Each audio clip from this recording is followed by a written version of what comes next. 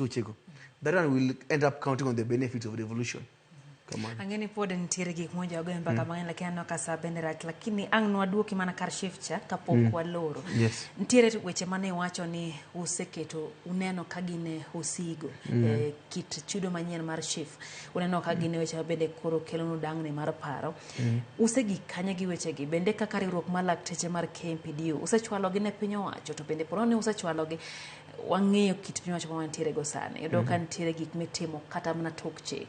Kendo nitiere gik moja be ni itimo to kata kamano ok timgi. Be un gi yie ni ginyalo tim poroni uchwalo paro gi daktari? Yes, kane weche gi ochakre nwa chiwo kata maoni marwa. Kata mana wach maoni ng'ado ji 2.75 atamalo 2.75 mar gross salary. No, ng'ado 2.75 mar net. Ok ni ka gross salary te mar ng'ato kata taxes pok igolo iye. No giwinjo. To kane wacho ni sirkal ne betiyo gi weche moko mag agoko seche moko. Nochuno wa mwadhi od bura. Mwayawo ne gi case. Ma bende winja laboko ka ker iyo wang' ni labda ochulwa gi jomoko mondo oter case. To wan nokwadhi od doho mondo wa ping sirkal gi gik motimo. No gima ni winjwa od gik mowacho ni gi. Kosa ni ne gikadho gi kaka ne gidwaro no.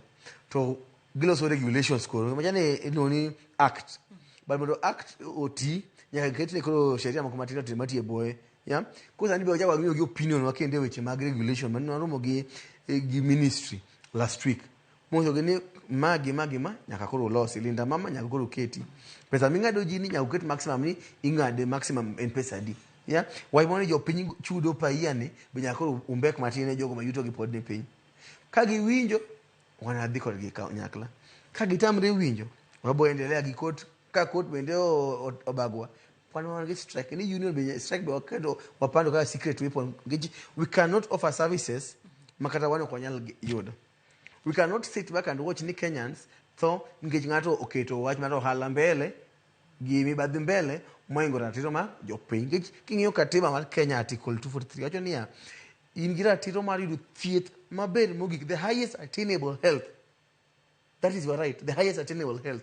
Kuro nyakubedi en afya bora, sio bora afya. Masali ni bora ni omikad, kad makide to bokonyi.